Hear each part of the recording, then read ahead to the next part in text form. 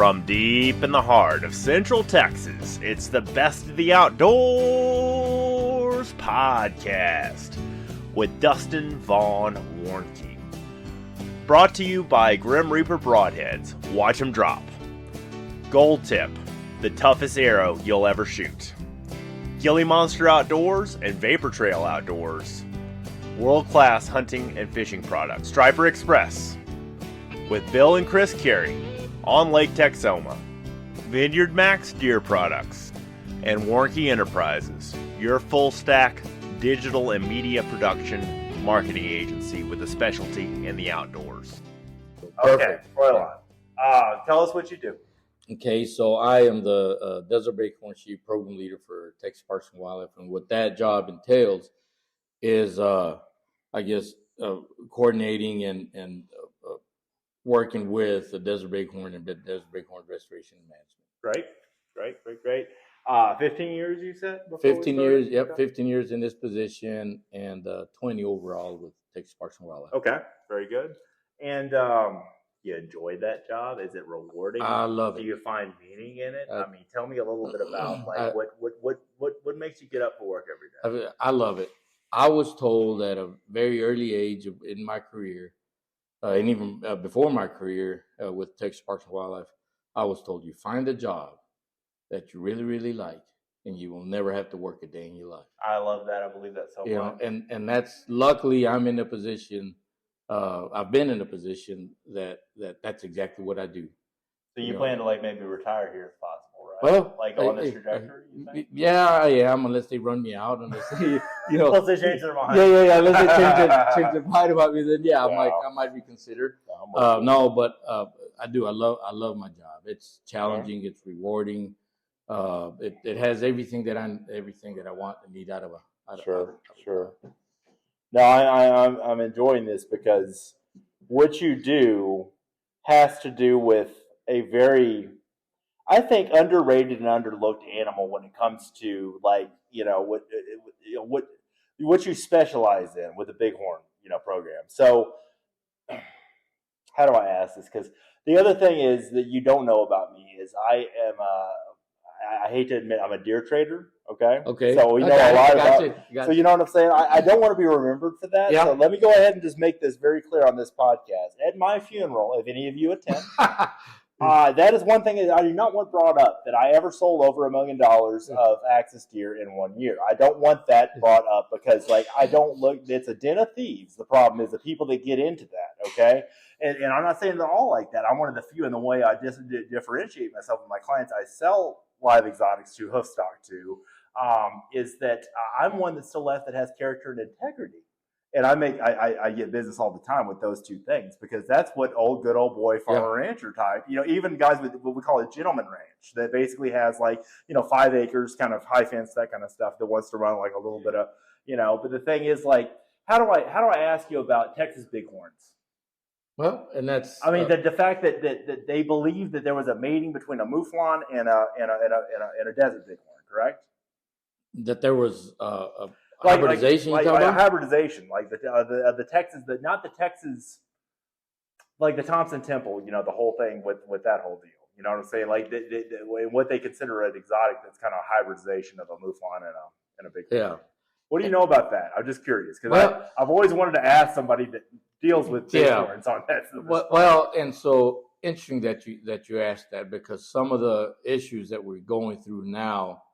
They're starting to revisit those surrogate mothers, hybridizing, those kinds of things. And so, is that problematic?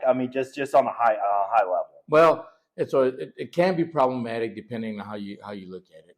And so, I'll clarify that I'm a traditionalist in terms of wildlife management. So I'm a traditionalist.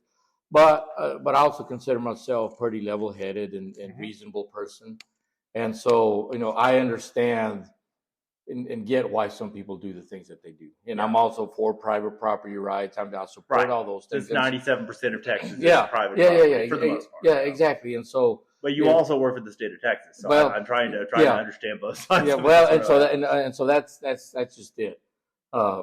And so going back, I guess, to the original question, those are some of the things that are being talked about now. Me being a traditionalist, if I had a magic wand that I could wave it over and make things cool again, then I would. But I'm not. I don't have that magic wand, and so what I try and do is I play with the cards that are being dealt. Yeah, that's all you can do. Yeah, and that's all. And anybody can do. Yeah, and so I'm not going to stick my head in the sand and pretend that things don't happen or there's not those issues out there, because they are. I like to keep an open mind.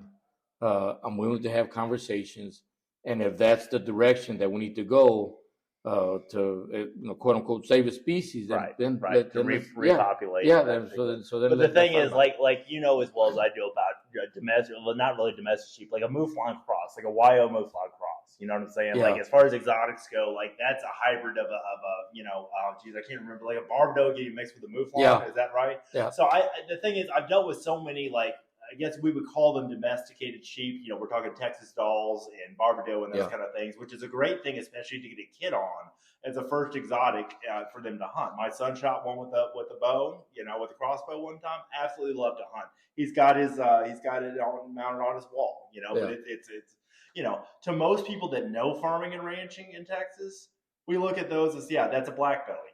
Like we discount it because it broke my heart the first time to find out that they're all the same sheep. They're just different colors. You know what I'm saying?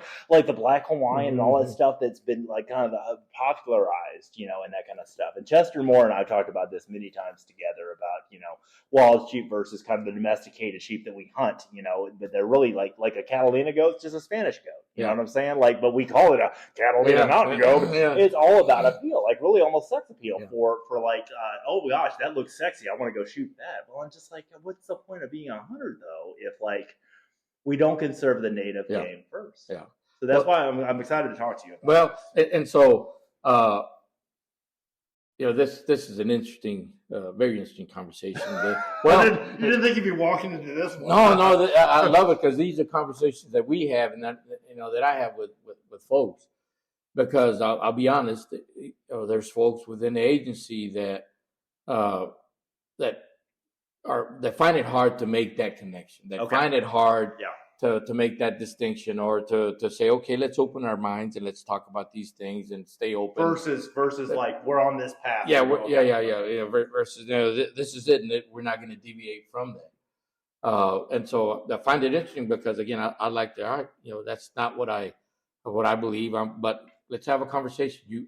I don't know everything. Right. I don't know everything. You might teach me something. So let's learn. So I cover from that perspective. There's lots of issues with the bighorn in the bighorn world right now, and because we're talking about exotics, the issue that we're facing right now is the Aoudad or the Barbary. Yes, I wanted to talk about that too, because look how populated, and they reproduce like kittens. They do. People don't realize until they put some on their land. I'm like, you better have some rocks somewhere. You better have some terrain, for them to climb or whatever. They're not going to be happy. Don't put them on some flat land in East Texas. You know what I'm saying? But like the whole idea is that's a very serious consideration to a threat to the desert bighorn or the bighorn ram of Texas. And I think that's. Well, and so again, going back to the whole exotic thing, they're being problematic. They're causing lots of issues. Are they here to stay? Can we do anything about it? Are they an exotic? Yeah, they're an exotic. Yes.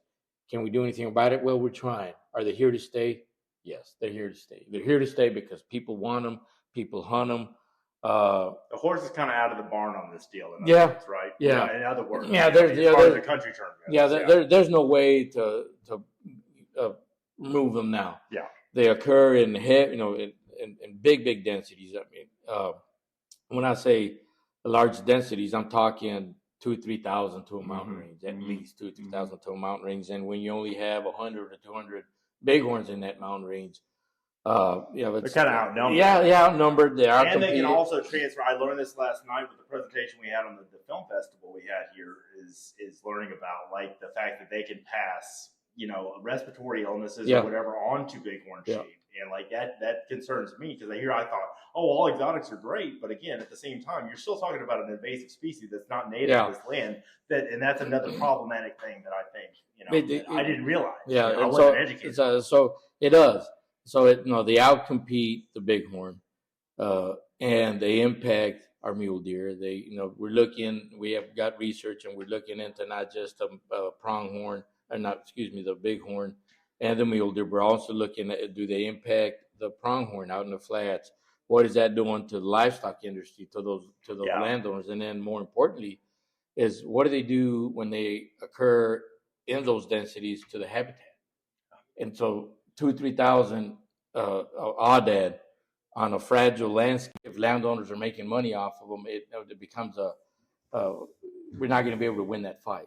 Right. When landowners are making $60,000, $100,000, $250,000 of additional income a year, we're not gonna win that fight. And I get it. I totally get it. I'm for private property rights and all those things. So I totally get it. Our goal now is not removal, it's not total removal.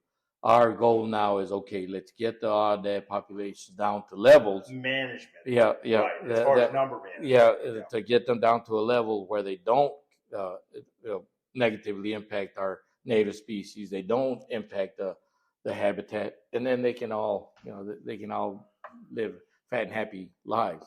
That's the goal. It might be a dream. Yeah, I know what you're saying. Yeah, I wonder how folks that have wildlife biology background like you, do y'all in the sheep world, are the Aoudad looked at as the feral hogs to the deer?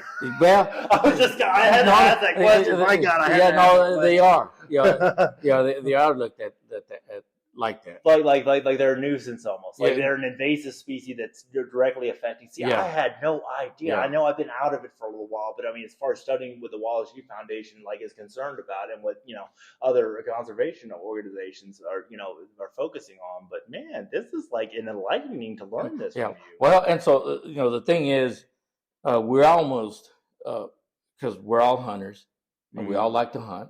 Mm-hmm. And then when I say we, I'm talking wildlife biologists or wildlife managers. Yeah. And so we're charged with managing our native species, but you're also a hunter. Yeah. And so we have this internal conflict. We manage for, in my case, we're managing for bighorn, and you're removing a hunting opportunity. Yeah. And if you're a hunter, you're trying to maximize hunting opportunities. So there's that internal struggle. It all factors in together. Yeah, it's more complex than just Aoudad mixing with bighorn or impacting bighorn, because we're going through our own. It's just because the thing is, that's a $2,000 hunt to somebody that's 30 inches, but it took 10 years to grow that. So you don't want to just. It's like growing pumpkins. You don't want to kill your golden goose that's laying the egg over there. That's But ewes, I mean, whenever we trap ewes in the exotic business, they're worth they're almost worthless. Lambs are worth almost nothing. Yeah. But as far as with $75, $50, and I'll tell a landowner that, and they're like, oh, but I'm like, dude, they don't sell for anything.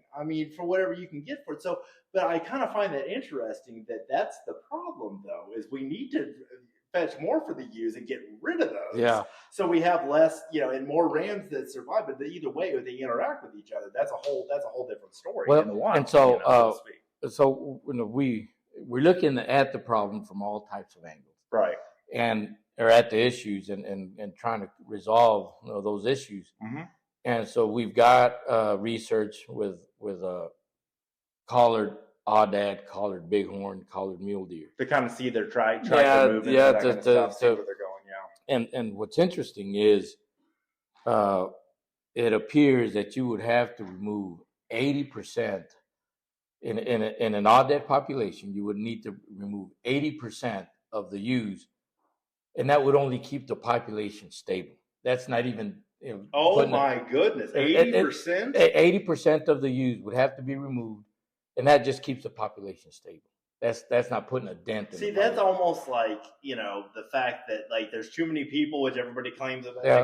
There's too many sheep, but at the same time, you're sitting there going, okay, but how do you remove, besides setting up a round trap or whatever, which I got experience in working in that industry, or that that kind of small tight knit industry of exotic capture, but the thing is, though, I mean, if it's not worth anything, so why don't we like work on like a plan to make Aoudad ewes really like the end band to go somewhere else? But the thing is, where are they going to go? Well, I mean, we don't want to put them somewhere else because there's probably rocky, there's probably desert bighorns. Yeah, and so one of the things that we do when we fly surveys, and sometimes even in addition to bighorn surveys, is we'll do aerial gunning. And so we'll go and when you have, I mean, like lethal, like right, lethal, yeah. Oh, y'all just shoot, yeah, just shoot indiscriminately. Everything that you encounter, like hunting hogs. Well, exactly. In fact, there's legislation going on right now to include Aoudad in what they call the pork chopper bill. Pork chopper. I forgot this was called it. I didn't mean to have it out for a second. The pork chopper bill. Yeah. The way you said that so matter of factly, I thought that you're just so serious about. They call it pork chopper bill. And I was like, this is great. Yeah. Yeah. So there's, but even with that, so including exotic wildlife as a whole. Or just Aoudad for this go around. What about coyotes? Oh, so there's already ways for landowners to go out there and aerial gun. That's right. But it's not part of the pork chopper bill. No. So they called it that. Yeah, that's okay. Yeah. So they're adding Aoudad, to the list, and that way landowners can go out there because we try and do it, but we only fly once a year. Every now and again, we'll fly our property twice a year. But if Aoudad, basically just shoot. Yeah, basically shoot. So just thin out the numbers. They just to thin them down. We've been somewhat successful in some areas, such as Big Bend Ranch. Okay. We've been aerial gunning at Big Bend Ranch since 2006. Mm-hmm. And then when we first started, we removed like 2,500 Aoudad. And we've been doing that year after year after year since 2006. And every year we fly, we still remove about 300 Aoudad. Oh my goodness! Every year out of that property. So all we're doing is maintaining. Yeah. But either way, I mean, like it's kind of like feral hogs. We joke around that you shoot one and then 4 come to its funeral and then they mate and then they have like 8 more and then like it's just like a perpetual. And so I've often joked about for years of talking about hog hunting and writing about it and that kind of stuff that we can't barbecue ourselves out of that situation. You know what I'm saying? Like I wish we could. I wish it would be that easy. And the ironic thing is, and this is a little bit mixing faith with the outdoors here, but. Like the ironic thing is, we could solve world hunger with a feral hog and the extra Aoudad, but the problem is the people that would be eating it can't eat pork. Yeah. So what if they could eat? Well, so here's the thing: when you talk about Aoudad and you ask folks what do they taste like, the reaction is like, oh no, they're horrible. This, that, and the other, and that's because what they're eating is a mature. Like a ruddy ram. Yeah, ram. And so, not like a ewe or but if you were eating a ewe, a yearling, or a lamb, for your listeners that know what cabrito tastes like, it tastes very similar to cabrito. And I grew up on goat. Okay, so I was going to say cabrito's goat is what we refer to as goat because of the Spanish word for that. But I see that it's similar to. That's good to know. Yeah, and so to me, harvest all. Yeah. Well, and so I joke, but I've often thought, well, what if we were to be able to get all those carcasses and give them to some exotic restaurant? And I'm not an entrepreneur. If I was, I would have explored this out. Yeah, I would have explored that option, a lot earlier. But sell it, and I don't know why Seattle comes to mind, or some of these places that do have fancy hoity-toity. Yeah, and parts of Austin too. But right, Dallas, Houston, whatever. Yeah, and go and make it available as an exotic meat. It would be like the sales pitch being that I'm a marketing agency guy. I'd be like I posted this up here tonight. Alien sheep. If Chester was here, he'd be rolling over laughing. Right? Yeah, and they're they're like aliens, man. I think they look cool, but I mean, they're grass fed. So you feed into that, and so I think there's a market there. I haven't really. And one of your listeners, he's going to be the guy. I heard that boom, and he's going to come up with the idea. If it would have been so already, if somebody hadn't have thought about that, then why aren't we like besides Broken Arrow Range up in Oklahoma or whatever? That's like taking that and shooting them with our sharpshooters and our marksmen. Basically selling exotic meat. Yeah. Okay, Broken Arrow Ranch is well known for doing that. It's applying it to other places and that kind of stuff too. But you can order stuff right off their website. Last I checked. I'm not making an ad for them. I'm just saying that's an example of people now why it has not been with as fast as axis deer and aoudad for that reason reproduce, which are next to black buck are some of the fastest reproducing prolific species you will find in the state of Texas. Why has somebody not farmed axis just for meat production? Yeah. Why didn't that happen? Like I'm not. Look, if that's your idea on listening to this show, that's fine. But what I'm saying is, like, you've got a great idea with the and so here's a reason why, or I guess my opinion as to why it may not have happened. Excuse me. And so we were approached, and we've been talking to folks that dog food industry. Oh. And so they went down that road. If you go in there, you'll gun 200 and 300. Can we get them and the process? For aoudad? Yeah, aoudad. Okay. Yeah, aoudad. Okay. And then could you make dog food out of them? So the state was actually like. So we've had conversations. Yeah, we've had conversations with folks, and when we sat down at the table, and we told them how it was, and everything how it worked. Yeah, how it worked, and everything that involved. Mm-hmm. They said it would not be cost productive. Of course. Hey, you follow the money. It's just like what we've said the entire time we've been here is you follow the money, you'll see where the problem lies or where the solution is. You know what I'm saying? Because I've often joked about with these big companies and everything else. Jester started saying this years ago too, being a big conservationist. He who has the gold makes the rule. That's the golden rule. You ever hear that? My dad taught me that. And I'm just like, that was some good, I don't know where I first heard that. I guess it was my dad. But he who has the gold makes the rules. That's the golden rule. Yeah. And it's so true because look at these corporations that are going to say, it's not cost prohibitive. Well, guess who's still left with the problem then? You know, and then the state's having to find other places. Yeah, and so we did. We explored that. One thing that often comes to mind is here, aoudad, again, they're from the Barbary Coast of Africa. Their populations there, they're decimated. They're struggling. And so I've often thought, well, capture them and reintroduce them back into the Barbary Coast of Africa. Well, then you'd be asking to do the same thing in India for the black buck of the axis too, because there's more here than there ever will be. Yeah, and so some of the things that came. Yeah, well, some of the things that. But you're right. Like that would be cost prohibitive for the state to pay for that. Yeah. I mean, how many darn sheep? Not sheep. How many darn aoudad would you have to load up in one I don't know, C-130. I mean, how would you get them across the way to that besides put them on a boat? Yeah, and so then so you've got that. You've got a whole disease issue. There's so much stuff here, man. It's not just a simple answer. No, we would just do that. No, and I wish most wildlife issues, as far as conservation and invasive species, were that easy. No, you know what I'm saying? Barbecue your way out of a hog problem. Ship them back to to where they're from, the Barbary Coast. For aoudad. I mean, that would be easy if it was easy. Yeah, no, and there's no easy button. No, it's complex, and then you got landowners making money off them. They're not going to give up a source of income. Again, I get that. I want to make sure that the audience knows I get that.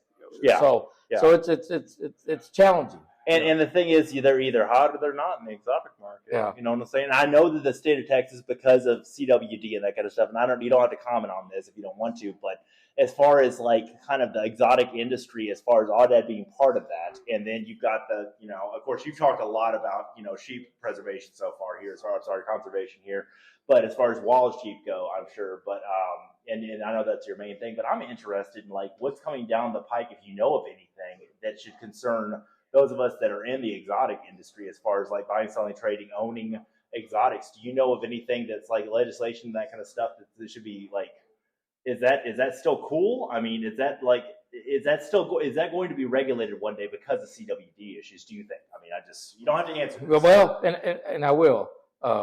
One is I don't know, because I'm a little bit removed. Yeah, sure. From the whole you're CWD. Dealing with your own department. But as far as hearing of anything, I haven't heard it. Okay, I'm just curious because there's this kind of the rumor mill that goes around this small circuit of people that buy, sell, and trade exotics and own exotics, that are interested in this. And most of us, a lot of us, hang out on Facebook. Yeah, we do a lot of stuff on there we shouldn't do that we, what I'm saying, get away with. But the thing is, that's why I've been in Facebook jail 5 times, by the way. I'm actually at Facebook jail, gold medal veteran, because they don't allow adoption or the sales of animals on there. And the joke I have with that is because before it was no sales of animals because we're worried about abuse and neglect, but you can rehome or adopt. And I'm sitting there going, if you don't think that rehomed and adopt animals aren't getting abused and neglected, I got another thing going. Yeah. But the bottom line is that a lot of us hang out on there, and there's always these kind of little. Have you heard? You know, the state of Texas, like there's this talk that like we're concerned that because of the elk, which I find ironic, and this is great for an outdoor podcast, elk is considered an exotic species. Buffalo considered an exotic species. Yeah. Yeah, and so at one time, I'm sure we had like grizzly bears at one time. Like they're not anymore because like we chased them all away. But I'm just saying, like it's interesting, like the way that the state. Yeah, and so you ask, have I heard anything? And the short is I don't. Okay. But I do know that a lot of these things are politically driven. That's the thing. That's my point. Are politically driven, and so. We certainly don't want to comment on it. I'm not trying to take no. If I knew, I would try and shed some light on it. Right, at least I understand. Yeah, but I don't. But I do believe, and I know this just through personal experience with the in the wild sheep world, is that sometimes politics will trump biology. You're right. It's happened. It's happened. I mean, there's proof of that in multiple places. Yeah, and so when that happens, me as a wildlife biologist, what can I do? Yeah. Other than, man, I know it happens, and I have to be okay with it, or go find another job. That's right, or else it'll eat you alive. Yeah. You can't let it eat you alive. You got to do your work. Yeah, but at the same time, like the value that you get out of that, as far as like what do I do with this here? What is your mission? Yeah. So to me, what I do with stuff, as the example I just gave, is it can't be all biology. It just can't, because you're dealing with people, and people just with all types of people, but also politicians that are in the game and whatnot. So it can't be all biologists, but it can't be all politics either. Yeah, you're right. So where is that line? Where's the middle ground? Yeah, where's the middle ground? Yeah. And that's what I always strive for. I strive for the middle ground. And I've always said, if whatever politics comes down the pipe, if it compromises my principles, then I'm out. You couldn't like morally do it or ethically do it if you didn't believe behind it. Yeah, and I think that's very special about you. So I've got to say, okay, I know there's going to be some politics involved in the decision. I can live with it. But once it begins to compromise my principles, then I need to start looking. Yeah, I totally get that. Somewhere else. Yeah. So, and I hope it doesn't. I hope that this goes the way that I really feel like being around this circle of influence that we have here. That I know that you just saw today, but. I mean, it's just the stuff that we experience, the stuff we talk about on camera, off microphone, whatever. Like we really, we care. Like we're on your side when it comes to the state of Texas and the federal government and that kind of stuff. If we all are after the same thing. Yeah. Well, and I'm glad you say that, because I was just fixing to say, I know that there's folks in the industry like you that want to do the right thing, that are doing the right thing, that are following regulations, that are following the rules and all those things. And there's folks, much as like there are folks in the agency that might bend the rules and that's where it gets tricky. Yeah. That's where, even if you're trying to do the right thing, and the majority of y'all are trying to do, I say y'all, the people we get outnumbered sometimes. And so. And so there's so rulings come down and you're impacted, even though you had nothing to do with it. That's why with some of these issues, yes, I get passionate and worked up about them, but at the same time, you can only control what you can control. Like you, with your future, with your position, yes, if something comes down that you don't agree with, and it goes against everything you believe, then of course, you're going to do what feels right for you too. At the same time, or else have to live with doing a job that you don't believe in. Yeah. Who wants to do that? No, so it is in the exotic business, as you know. It can be lucrative, and it makes money, and there's a market for that. And I'll go out on a limb and say that there's a place for that also. Yeah. And so, am I able to marry all those things together? Yeah, absolutely. I'm able to do that. I'm not. I'll slow it down here. so we can get off the train here and go do other things. Thank you for joining me, by the way. This has been such a pleasure too. And I don't mean to talk over you. I just get so excited. Yeah. The thing is, we play off of each other well in this communication. So I have to jump in sometimes. Yeah. Sorry. No, you good. What the value and the meaning that you find in what you do? I mean, what does the future look like for you? And what would you like to see? How could a person like me add value to your life in promoting what the state would like us to do as people concerned about sheep conservation? Yeah. Well, and so there's several ways I can answer that, but I'm going to try and be as concise as I can. It's okay. Yeah. And so we're talking about exotics, and we're talking about the influence of exotics sure. and those kinds of things, and how exotics, at least in the bighorn world, Aoudad, how they impact the natives and those kinds of things. You probably didn't think we'd talk about that. No. You had no idea what you were walking into. Well, I didn't know what the questions were going to be like, but but I knew that they would have to be somewhat bighorn related. But where do you put your value? Yeah. And do you put your value back in the conservation of something that's as important as a desert bighorn and the native survival of that, or do you put your money in it's a question of value. What do you value? Is that hunt really worth $3,000 when it's an invasive species that's encountered? See, that's the questions I like to ask to hunters, because do you really care about what it means to be a hunter? Yeah. Do you really care what it means to be a conservationist? Yeah. Because by default, even though you do, their outfitter, everybody else makes money on the deal. Is that helping or hurting? That's a great question. That is I think it's a good question to end on. No, it is. I mean, it's a great question.